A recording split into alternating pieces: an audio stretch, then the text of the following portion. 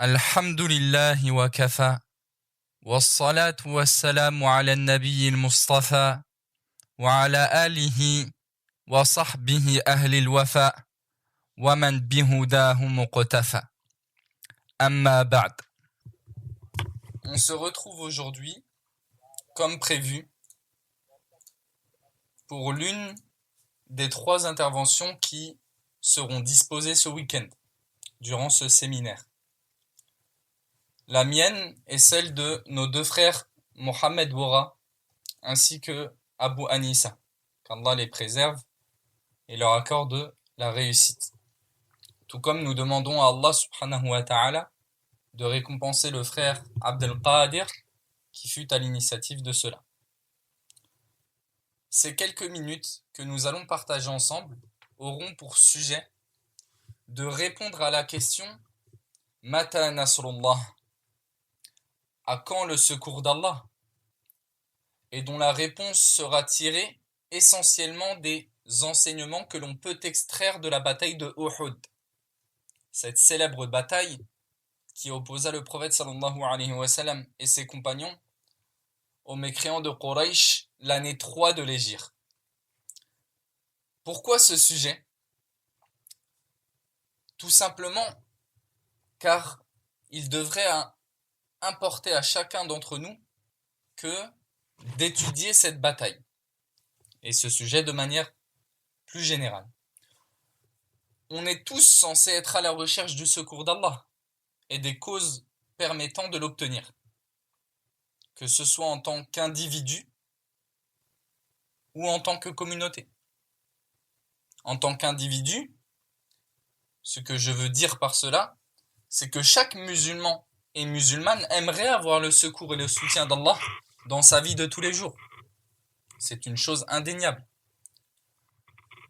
Car le secours d'Allah implique la réussite. Celui à qui Allah subhanahu wa ta'ala a octroyé son secours, a apporté son secours, réussira forcément. Et celui qui réussira sera forcément le bienheureux ici-bas et dans l'au-delà. Autrement dit, celui qui a la réussite est forcément heureux ici-bas et dans l'au-delà. C'est aussi un sujet qui devrait nous importer à l'échelle communautaire, en tant que communauté religieuse, en tant que musulmans. Et c'est plus particulièrement ce point de vue que je vise par cette intervention-là. Le secours d'Allah porté à cette communauté, que sont les musulmans.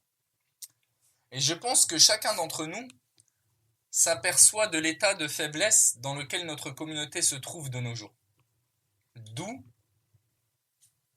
notre allocution aujourd'hui. Donc cet état de faiblesse, c'est une chose qui devrait nous interpeller. Pourquoi ? Parce que on est la communauté la plus nombreuse sur Terre. En 2010, les musulmans étaient estimés à 1,6 milliard de représentants.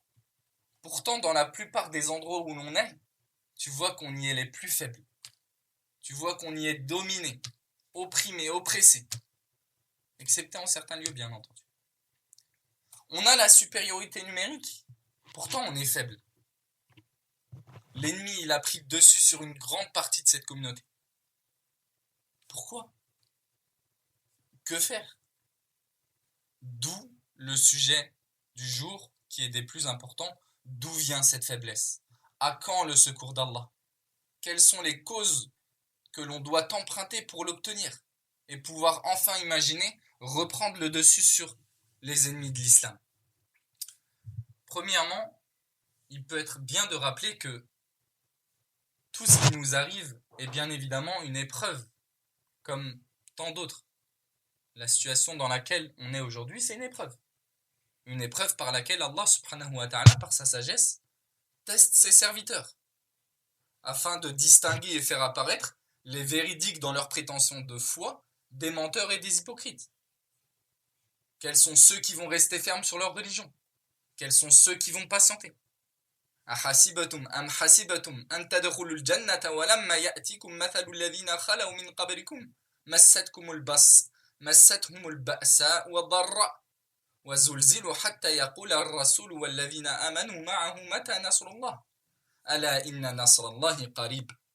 Comme Allah le dit subhanahu wa ta'ala dans le sens, pensez-vous entrer au paradis alors que vous n'avez pas encore subi des épreuves semblables à celles qu'ont subies ceux avant vous? Misère et maladie les avaient touchés, et ils furent secoués jusqu'à ce que le messager et ceux qui ont cru avec lui s'écrièrent: à quand le secours d'Allah? Certes, le secours d'Allah est proche. أحسب الناس أن يتركوا أن يقولوا آمنا وهم لا يفتنون ولقد فتنا الذين من قبلهم فليعلمن الله الذين صدقوا وليعلمن الكاذبين.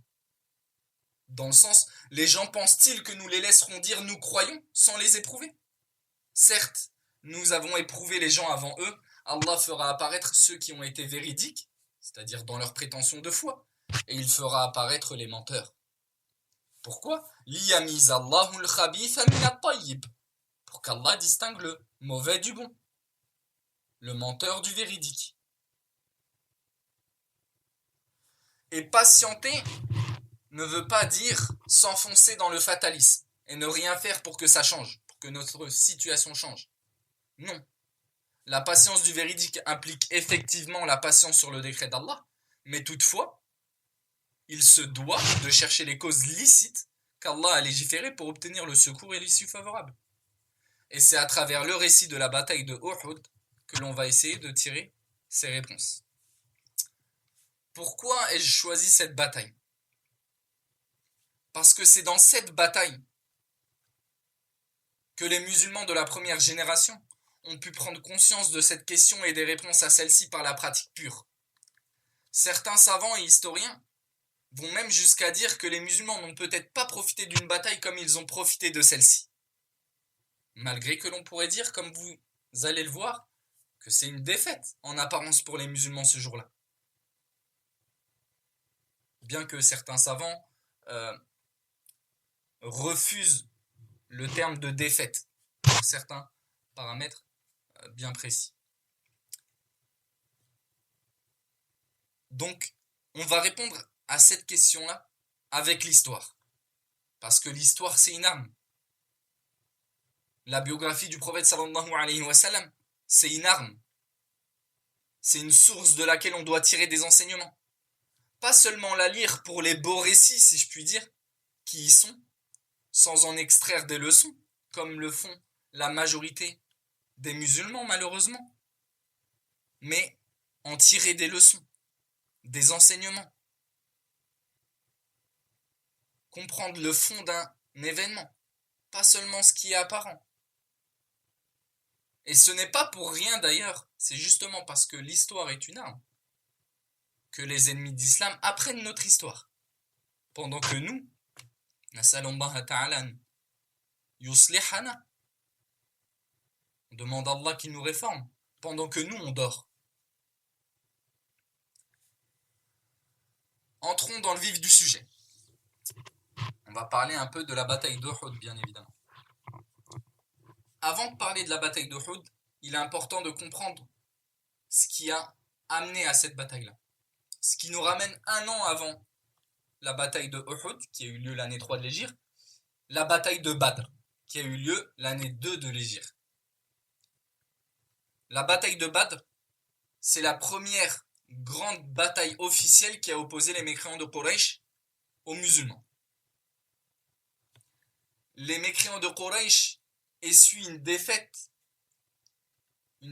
écrasante, par laquelle ils deviennent la risée de toute la péninsule arabique. Comme vous le savez, comme vous êtes censé savoir, la tribu de Quraysh, à cette époque, elle a une certaine notoriété, un certain honneur dans la péninsule arabique. Et cette défaite écrasante face aux musulmans, qui à l'époque, à ce moment-là, ne représentent qu'une force émergente et méprisée, c'est une honte pour eux. Et c'est une honte, d'ailleurs, c'est considéré comme une honte pour toute la péninsule.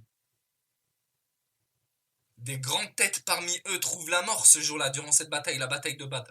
des grandes têtes parmi les mécréants de Quraysh, comme Abu Jahl. Ils perdent énormément d'argent et de biens. C'est pour cela que les mécréants de Quraysh, après cette défaite, ils se préparent à prendre leur revanche sur les musulmans et retrouver leur honneur et leur place dans la péninsule. Et c'est un an après, l'année 3 de l'Hégire, qu'ils ont réuni leurs forces pour attaquer les musulmans. Les mécréants de Quraysh quittent la Mecque. Donc là, on est l'année 3 de l'Hégire. On est en train de parler du déroulement de la bataille de Uhud. On a fini avec la bataille de Badr. Les mécréants de Quraysh quittent la Mecque avec une armée de 3000 hommes et se dirigent vers Médine. Le prophète sallallahu alayhi wa sallam en est informé par son oncle Al-Abbas, qui est à ce moment-là encore à la Mecque. Il n'est pas encore musulman, mais il informe quand même son neveu, le prophète Mohammed sallallahu alayhi wa sallam. Et du coup, le prophète sallallahu alayhi wa sallam, qu'est-ce qu'il fait? Il prépare son armée. Il réussit à réunir 1000 hommes. 3000 côté mécréant, 1000 côté musulman. Lorsque les mécréants de Quraysh arrivent à Médine, ils établissent campement non loin d'elle, proche de la montagne de Uhud. À l'époque, Uhud, ça ne fait pas partie de Médine. Aujourd'hui, ça fait partie de Médine, étant donné qu'elle s'est étendue. Mais à l'époque, ça ne fait pas partie de Médine. Ils établissent campement auprès de la montagne de Uhud. Le prophète sallallahu alayhi wa sallam réunit certains de ses compagnons pour leur demander conseil sur deux choix possibles. Soit les combattre dans Médine même, les rues y sont étroites, sinueuses, elles effacent l'avantage numérique. Je rappelle, ils sont 3000. Et l'armée du prophète sallallahu alayhi wa sallam compte 1000 hommes. Le prophète sallallahu alayhi wa sallam est d'ailleurs de cet avis-là, de combattre les mécréants, de les attendre jusqu'à ce qu'ils entrent dans Médine et qu'on les combatte sur place. C'est aussi l'avis de l'hypocrite, la tête des hypocrites de Médine, Abdallah ibn Ubay ibn Saloul. Et je le dis pour une raison bien précise qui va suivre. Je le précise pour une raison bien précise. D'autres compagnons, notamment Hamza ibn Abdel Muttalib, l'oncle paternel du prophète sallallahu alayhi wa sallam et son frère de lait, veulent aller au combat, veulent combattre en dehors de Médine, près de l'endroit où ils se sont établis, donc non loin de la montagne de Uhud, de la chaîne de montagnes de Uhud, on pourrait dire pour être plus précis. D'où le nom de cette bataille, comme vous l'avez compris. Hamza et ceux qui sont de cet avis finissent par convaincre le prophète sallallahu alayhi wa sallam de sortir eux-mêmes combattre hors de Médine. Hamza, il aura d'ailleurs cette parole très célèbre dans laquelle il dit au prophète sallallahu alayhi wa sallam walladhi anzala alayka alkitab la at'umu ta'aman hatta ujalidahu bisayfi kharij al-Madina. Par celui qui a descendu le livre sur toi, je ne mangerai pas tant que tu ne me permettrais pas de les combattre par mon épée hors de Médine. Le prophète sallallahu alayhi wa sallam fut alors convaincu et prit position de ceux qui décident que l'on sorte nous-mêmes vers l'ennemi. Arrivé à portée de l'armée ennemie, la tête des hypocrites, Abdallah ibn Ubay ibn Saloul, se mutine contre le prophète sallallahu alayhi wa sallam et repart en direction de Médine avec un tiers de l'armée. Je vous laisse faire le calcul. Sur 1000, un tiers, ça représente quand même 300. Il reste avec le prophète sallallahu alayhi wa sallam techniquement 700 hommes. Abdallah ibn Ubay ibn Saloul, il repart à Médine en mettant en avant l'argument de ce n'était pas son choix de combattre hors de Médine, donc il repart. Mais les historiens, les savants, ils te disent que son choix, il était prémédité. Sa décision, cette action-là, elle était préméditée. Faire ça à portée de vue des mécréants de Quraysh, c'était voulu. Pourquoi? Pour renforcer moralement les mécréants et pour briser le moral des troupes musulmanes. Donc, se mutiner en présence de l'ennemi, à portée de vue de l'ennemi, que 300 hommes repartent vers Médine, ça aiguise le moral de l'ennemi et ça brise le moral de l'allié. Mais le prophète sallallahu alayhi wa sallam continue et organise le positionnement de son armée. Il se place de sorte à avoir la montagne de Uhud qui protègent leur arrière et leur flanc droit. Essayez de vous imaginer, donc derrière le prophète sallallahu alayhi wa sallam et à sa droite, il y a la montagne de Uhud. Face à lui, l'ennemi. Il restait juste une ouverture possible sur le flanc gauche. Et c'est justement là qu'il plaça 50 archers sur un monticule, une élévation, qu'on appelle d'ailleurs aujourd'hui Jabal al-Rumah, donc la montagne des archers. Il y plaça 50 archers dont la mission était de protéger justement le flanc gauche de potentielles tentatives de prise à revers. Le prophète sallallahu alayhi wa sallam, il les plaça avec un ordre très strict. Ne pas quitter leur position quel que soit le déroulement de la bataille. Et il les exhorta avec des termes très forts comme l'a rapporté Al-Bukhari dans son recueil authentique. In ra'aytumuna takhṭafuna at-tayru fala tabrahu makanakum hadha hatta ursila ilaykum. Wa in ra'aytumuna hazamna al-qawma wa awta'nahum fala tabrahu makanakum hadha hatta ursila ilaykum. C'est-à-dire, si vous voyez les oiseaux picorer nos cadavres, ne quittez pas votre position jusqu'à ce que je vous envoie quelqu'un vous le permettre. Et si vous nous voyez les vaincre et les piétiner, ne quittez pas votre position jusqu'à ce que je vous envoie quelqu'un vous le permettre. Une exhortation très dure, très appuyée. Quoi qu'il en soit, la bataille finit par éclater. Les archers repoussent bien les assauts de la cavalerie du célèbre Khalid ibn al-Walid, encore mécréant à ce moment-là. Et ils protègent bien les musulmans contre ces tentatives de prise à revers. Les musulmans, dans la première partie de la bataille, ont indiscutablement le dessus sur les mécréants de Quraysh, pourtant en supériorité numérique. Ils ont l'avantage numérique, les mécréants de Quraysh. Pourtant, ils sont en train de perdre. Malgré la présence, bien entendu, de certaines pertes côté musulman, notamment Hamza ibn Abdel Muttalib, radiyallahu anhu. Mais globalement, pour paraphraser l'auteur de Ar-Rahiq al-Makhtoum, le champ de bataille, ce que les mécréants de Quraysh ressentent, c'est qu'ils ne sont pas en train de combattre 700 musulmans, mais on dirait qu'ils sont en train d'en combattre 30 000. Subhanallah. C'est ça leur ressenti. Et les musulmans ont tellement l'avantage que les mécréants de Quraysh décident même de battre en retraite, en laissant leurs armes, leurs boucliers et leurs affaires au sol. Et c'est à ce moment-là, que le retournement de situation a eu lieu. En pensant que le combat était plié, certains ils se sont empressés à réunir les butins de guerre, jusqu'à même lâcher leurs armes au sol pour certains. Et lorsque les archers qui étaient positionnés sur la montagne virent cela, ils ont commencé à quitter leur poste aussi, et descendre de ce monticule sur lequel ils avaient été postés, pour aller s'empresser de réunir le butin eux aussi. Et le chef désigné des archers, Abdallah ibn Jubayr, il tenta de les raisonner en leur disant: Hal nasitum ma qala lakum Rasulullah sallallahu alayhi wa sallam? Avez-vous oublié ce que vous a dit le messager d'Allah sallallahu alayhi wa sallam? Mais ils ont quitté leur poste. Et ça n'a pas échappé à Khalid ibn al-Walid, qui profita dans l'instant de ce point faible pour prendre à revers les musulmans. Sa cavalerie exécuta rapidement les derniers à avoir maintenu position, y compris Abdallah ibn Jubayr, radiyallahu anhum, et Khalid ibn al-Walid s'empressa de charger les musulmans dans leur dos. Beaucoup parmi eux, comme je l'ai dit, n'avaient même plus leurs armes sur eux. Le prophète sallallahu alayhi wa sallam, à ce moment-là, il était en retrait. Et il vit ce contournement, ce qui est en train de se passer. Il avait deux possibilités.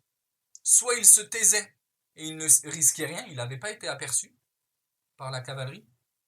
Soit il prévenait les musulmans en signalant ce qui se passe, mais en signalant aussi sa position.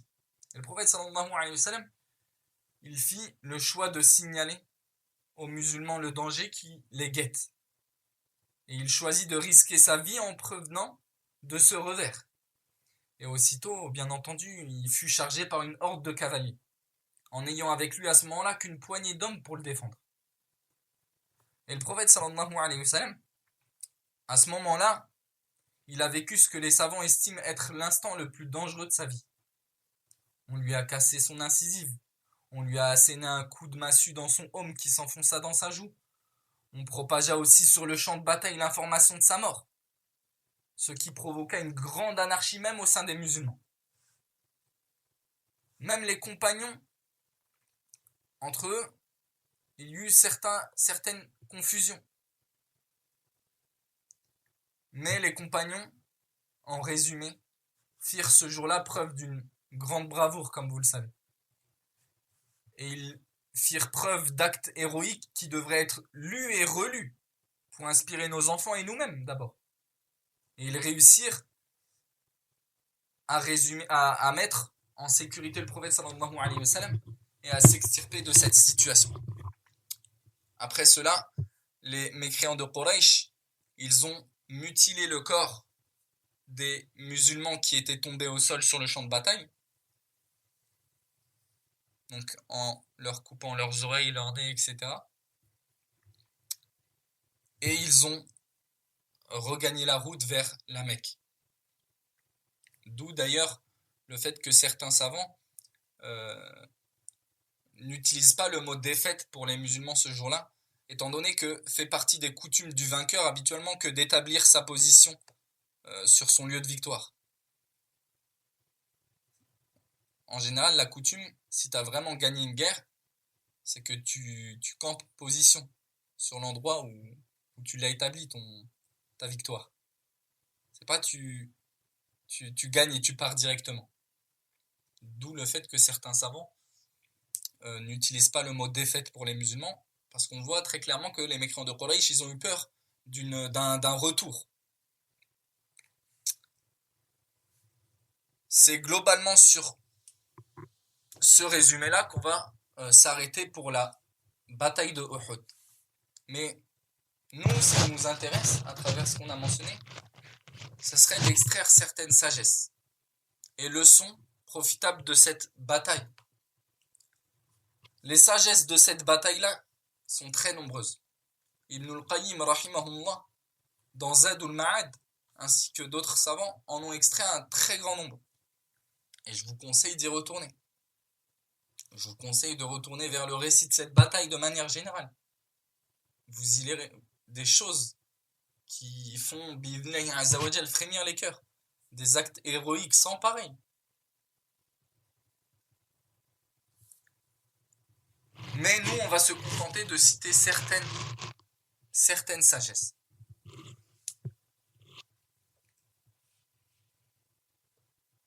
On voit dans cette bataille-là, même si on n'aura pas le temps d'en citer énormément d'exemples, des actes héroïques de la part des compagnons, qui viennent prouver leur mérite et démontrer pourquoi Allah subhanahu wa ta'ala les a choisis eux pour soutenir le prophète sallallahu alayhi wa sallam dans la transmission de son message.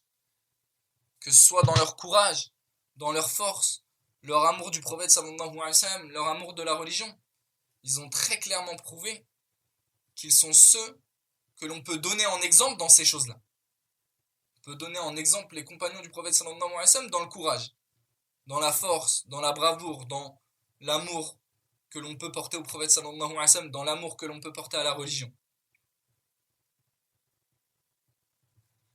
D'où un point important que j'ai tendance à vouloir soulever à ce moment-là. C'est que les musulmans, ils ont leurs héros. On a ce qu'il nous suffit à nous et à nos enfants comme modèle héroïque dans notre religion, en ces compagnons-là. C'est pour ça d'ailleurs que je vous encourage grandement d'aller lire les détails de cette bataille. Le récit de Anas ibn Nadr, l'oncle de Anas ibn Malik, après que l'information de la mort du prophète sallallahu alayhi wa sallam se soit propagée même dans les rangs musulmans, n'a pas posé son arme au sol et est parti au contraire faire face à un très grand groupe de mécréants et qu'il les a combattus avec bravoure jusqu'à mourir. Et c'est qu'après la bataille qu'on retrouva son corps mutilé avec plus de 70 blessures de lances, d'épées et de flèches sur son corps, et que sa sœur n'a pu le reconnaître que grâce à ses phalanges. Des actes héroïques comme ceux de Talha ibn Ubaydillah, comme les actes de Zubayr ibn al-Awwam, comme Abu Dujana, etc., etc. Même de certaines femmes qui sont venues de Médine lorsqu'elles ont vu certains musulmans battre en retraite, lorsqu'ils se sont fait prendre à revers, certains musulmans ont battu retraite vers Médine. Et il y a parmi les compagnons, donc une compagnon qui a pris le bouclier et l'épée d'un combattant et qui a décidé d'aller elle-même défendre le prophète sallallahu alayhi wa sallam. Tout ça pour dire que les musulmans, ils ont leurs héros. Et il est triste de voir de nos jours que l'on fait plus en sorte que nos enfants aiment des héros fictifs plutôt que ces héros-là. Que l'on raconte plus les histoires et les légendes de ces héros fictifs que les histoires de ces compagnons-là. C'est de leur histoire que l'on doit imprégner nos cœurs et ceux de nos enfants. C'est une chose, c'est un objectif qui permet de solidifier encore plus leur et notre attachement à la religion. Qui plus est, ce n'est même pas sans danger déjà à la base que de considérer ces héros fictifs et d'en faire des héros pour nos enfants. Pourquoi ? Parce que ces héros, déjà à la base, ils portent avec eux une notion de bien et de mal contraire à l'islam dans beaucoup de cas qu'ils essayent d'inculquer à nos enfants. Sans même parler du shirk que certains peuvent contenir, etc., etc. Mais la plus grande leçon et sagesse que l'on peut tirer de cette bataille, et c'est celle qui est le sujet du cours aujourd'hui, de cette intervention, c'est cette conclusion que l'on devrait tous, sur laquelle on devrait tous méditer, que l'on devrait tous mémoriser et adopter en tant que règle primordiale dans notre vie de tous les jours. Donc en tant qu'individu et en tant que communauté aussi. C'est que la victoire et le secours ne seront jamais dans la désobéissance à Allah. Le musulman qui lit la biographie du prophète sallallahu alayhi wa sallam avec un esprit de réflexion, avec un regard de réflexion, il doit extirper ce genre de sagesse. Que le secours et la victoire ne seront jamais dans la désobéissance à Allah. On voit bien ce fait-là à travers l'étude de cette bataille. Les musulmans à cette bataille-là, tant qu'ils s'imposaient l'obéissance à Allah et l'obéissance au messager, sallallahu alayhi wa sallam, on voit que dans la première partie de la bataille, ils étaient secourus. Et ils triomphaient sur leur ennemi. De manière, mais écrasante. Et lorsque certains ont désobéi à l'ordre du prophète, sallallahu alayhi wa sallam, même pas tous, certains. D'où ce qui nous amène parallèlement à une autre sagesse, c'est qu'il se peut même que le désordre et la corruption soient causés par certains dans cette communauté, pas par tous, bien entendu. Et si le châtiment englobe des gens qui n'en étaient pas responsables, bien sûr que c'est une expiation pour leurs péchés et une miséricorde pour eux, bien entendu. Mais la défaite peut provenir de la désobéissance de certains, pas forcément de tous. Lorsque certains ont désobéi à l'ordre du prophète sallallahu alayhi wa sallam, on remarque que la situation elle s'est totalement inversée, du tout au tout. Plein de compagnons trouvèrent la mort, les musulmans tombèrent dans la confusion au point de se combattre entre eux, comme ce qui s'est passé avec le père de Hudayfa ibn al-Yaman, qui s'est retrouvé encerclé de musulmans et qui s'est fait tuer par erreur par eux. Alors que Hudayfa ibn al-Yaman, il voyait la scène non loin et il disait « Abi, Abi, Abi, c'est mon père, c'est mon père, c'est mon père ». Mais dans la confusion, ils ont été amenés à le tuer, par erreur bien entendu. Le prophète sallallahu alayhi wa sallam passe à l'instant le plus dangereux de sa vie. Tout ça pourquoi ? À cause de quoi ? À cause de la désobéissance de certains. C'est ça que l'on doit bien comprendre. On ne doit pas se contenter, encore une fois, Et ça, c'est une chose que je remarque chez la plupart des musulmans. Qu'Allah subhanahu wa ta'ala nous réforme. On ne doit pas se contenter de lire la biographie du prophète sallallahu alayhi wa sallam comme on lit un conte de fées, si je puis dire. C'est-à-dire sans méditer le fond. On doit lire la biographie du prophète sallallahu alayhi wa sallam en méditant sur certains paramètres. Et en tirer le comment de sa da'wah. Le prophète sallallahu alayhi wa sallam à Mecca, il se désavouait du shirk, de l'association. Et il réfutait l'association en mettant en avant le tawhid, l'unicité d'Allah subhanahu wa ta'ala. Et les mécréants de Quraysh l'ont lésé pour cela. Pas parce qu'ils croyaient en Allah, pas parce qu'ils unifiaient Allah subhanahu wa ta'ala, mais parce qu'ils combattaient l'association, le shirk. Ils lui reprochaient pas d'unifier Allah subhanahu wa ta'ala. Ils lui reprochaient de parler sur leur divinité. Donc normalement, dans la biographie du prophète sallallahu alayhi wa sallam, on doit extraire des leçons. Aujourd'hui, on voit des gens qui nous appellent au fait d'être tolérants vis-à-vis des autres religions. Par tolérance, j'entends le fait que voilà, il faut pas parler en mal des religions, etc. Il faut pas réfuter les religions, les croyances erronées, etc., etc. Nous, on respecte, etc. Si tu veux dire par cela dans le sens où on leur ne fait pas acte de violence, bien entendu. Bien entendu que nos désaccords avec eux, ils ne peuvent pas nous permettre de transgresser. Mais on n'est pas tolérant dans le sens où on accepte qu'Allah subhanahu wa ta'ala soit adoré. On réfute. On réfute tout ça. Et on se désavoue de cela. Tout ça pour dire, on doit lire la biographie du prophète sallallahu alayhi wa sallam comme avec avec réflexion, avec méditation, etc., etc.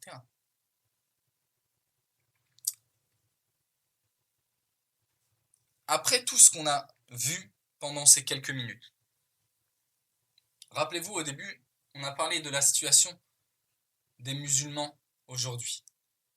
L'état de grande faiblesse dans lequel on est plongé et dont on ne trouve pas d'issue. En ayant compris d'où vient la faiblesse, est-ce que notre situation, est-ce qu'elle est étonnante? Wallah, elle n'est pas étonnante.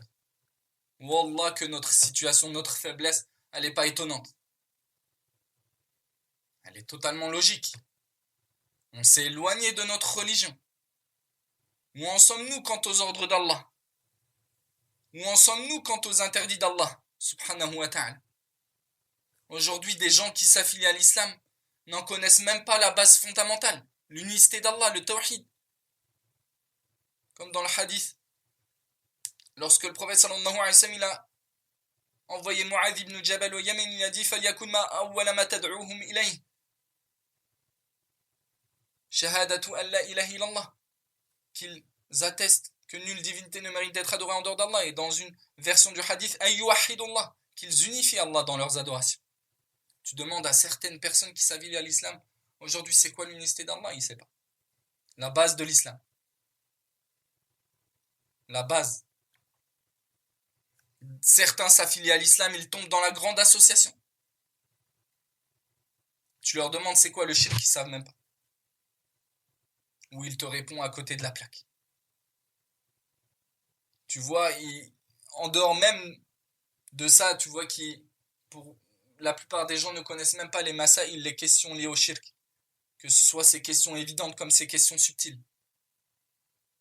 Certains donc finissent par tomber dans la grande association et vont même jusqu'à combattre les adeptes du tawhid. Subhanallah, c'est quelque chose que l'on peut observer aujourd'hui de nos propres yeux. Il ne se contente pas de tomber dans la grande association, il va en plus combattre les adeptes du tawhid. Les appeler par des noms péjoratifs pour faire fuir. Des musulmans aujourd'hui rejettent la sunna du prophète sallallahu alayhi wa sallam. Se moquent de sa sunna. De ceux qui essayent de l'appliquer et de la suivre. Ah, toi, t'es un traditionnaliste, toi, t'es un... par les noms qu'ils nous donnent pour nous nuire et nous salir. La plupart des musulmans n'accordent même plus d'importance à la science religieuse, aux savants, aux assises de sciences. Aujourd'hui, on prend en modèle des joueurs de foot, des acteurs, des actrices, wal-iyadhu billah. Regardez les périodes dans lesquelles l'islam était au sommet du monde, si je puis dire, en termes de développement, etc. Les modèles à cette époque, dans la société, c'était les savants. On se concurrençait pour assister aux assises des savants. On y emmenait nos enfants pour qu'ils s'inspirent d'eux. La personne de la masse, t'allais voir une personne de la masse, elle était capable de répondre aux ambiguïtés de base dans la croyance. Aujourd'hui, maintenant, c'est que l'étudiant en sciences qui est capable de faire ça. C'est triste. Et Allah subhanahu wa ta'ala nous a très clairement indiqué le danger de la désobéissance. Comme dans sa parole, فَلْيَحْذَرِ الَّذِينَ يُخَالِفُونَ عَنْ أَمْرِهِ أَنْ تُصِيبَهُمْ فِتْنَةٌ أَوْ يُصِيبَهُمْ عَذَابٌ أَلِيمٌ. Que prennent donc garde ceux qui contredisent ses commandements, que ne les touche un trouble ou que ne les touche un châtiment douloureux. Tout comme Allah subhanahu wa ta'ala nous a parlé du secours et de ses causes dans son livre. Il nous a enseigné où sont les causes par la pratique, à travers ces enseignements que l'on peut tirer de la bataille de Uhud. Mais aussi, il nous en a parlé dans son livre. Ya ayyuhalladhina amanu, in tansurullaha yansurkum, wa yuthabbit aqdamakum.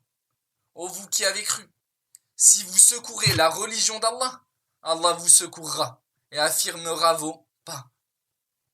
وعد الله الذين آمنوا منكم وعملوا الصالحات ليستخلفنهم في الأرض كما استخلف الذين من قبلهم وليمكنن لهم دينهم الذي ارتضى لهم وليبدلنهم من بعد خوفهم أمنا يعبدونني لا يشركون بي شيئا ومن كفر بعد ذلك فأولئك هم الفاسقون وأقيموا الصلاة وآتوا الزكاة وأطيعوا الرسول لعلكم ترحمون. Dans le sens, Allah a promis à ceux d'entre vous qui ont cru et fait de bonnes œuvres qu'il leur donnerait la succession sur terre, comme il l'a donné à ceux qui les ont précédés. Il donnerait force et suprématie à leur religion qu'il a agréée pour eux, à ceux qui ont cru et fait de bonnes œuvres. Il changerait leurs anciennes peurs en sécurité. Quels sont ces gens qui ont cru et fait de bonnes œuvres? Allah subhanahu wa ta'ala nous dit: il m'adore et ne m'associe rien. C'est le tawhid. Et celui qui mécroit par la suite, ceux-là sont les pervers. Accomplissez donc la prière, acquittez-vous de l'aumône et obéissez au messager, afin que vous ayez la miséricorde. Pour avoir la miséricorde, celle qu'il a promis aux croyants, ce qu'il a promis aux croyants, pardon. Allah, il a conditionné ces choses-là. Donc la foi, bien entendu, les bonnes œuvres, l'obéissance au messager, l'accomplissement de la prière, l'aumône, le tawhid premièrement. Quelqu'un aujourd'hui pourrait nous amener la parole d'Allah subhanahu wa ta'ala wa kana haqqan alayna nasrul mu'minin, dans laquelle Allah subhanahu wa ta'ala nous dit, et c'est notre devoir de secourir les croyants. Quelqu'un pourrait dire, mais on est croyant, où est le secours? Pourquoi Allah ne nous secourt pas? Nous on lui dirait, mais toutes ces conditions alors, est-ce qu'on les a remplies? Où on en est encore une fois par rapport aux ordres d'Allah, à ses interdits? Et celui qui craint Allah, Allah lui accordera une issue favorable. Où elle est la crainte? Où elle est la crainte? C'est-à-dire l'accomplissement des ordres et le délaissement des interdits. On veut l'issue qu'Allah nous a promis sans remplir les conditions exigées. Si on espère le secours d'Allah, il serait temps que l'on songe en tant qu'individu premièrement. Ça se passe à l'échelle individuelle. Il serait temps que l'on songe à se réformer. Car Allah ne change pas la situation d'un peuple, en bien ou en mal, jusqu'à ce qu'ils changent eux-mêmes. Certes, Allah ne change pas la situation d'un peuple jusqu'à ce qu'ils se réforment eux-mêmes, jusqu'à ce qu'ils changent eux-mêmes. Donc Allah n'enlève pas ses bienfaits de ses serviteurs tant que son serviteur est dans l'obéissance, etc. Jusqu'à ce qu'il change. Tout comme Allah subhanahu wa ta'ala change la situation de son serviteur qui était sur les péchés, etc., etc., lorsqu'il se déplace vers l'obéissance à Allah subhanahu wa ta'ala. Donc, à quand le secours d'Allah? La réponse, on peut conclure quand les musulmans reviendront à Allah, s'imposeront le suivi de ses ordres, le délaissement de ses interdits, le suivi de son livre, de la sunna de son messager, et que les musulmans reviendront vers Allah subhanahu wa ta'ala en se soumettant à sa législation. Et on se contentera de cela. فنسأل الله تعالى بأسمائه الحسنى وصفاته العلى أن يغفر لنا وأن يرحمنا. اللهم رد المسلمين إلى دينهم ردا جميلا واجمع كلمتهم على الحق. اللهم أرنا الحق حقا وارزقنا اتباعه وأرنا الباطل باطلا وارزقنا اجتنابه. اللهم اجعلنا مفاتيح للخير مغاليق للشر وسبحانك اللهم وبحمدك أشهد أن لا إله إلا أنت أستغفرك وأتوب إليك وصلى الله وسلم على نبينا محمد وعلى آله وأصحابه أجمعين.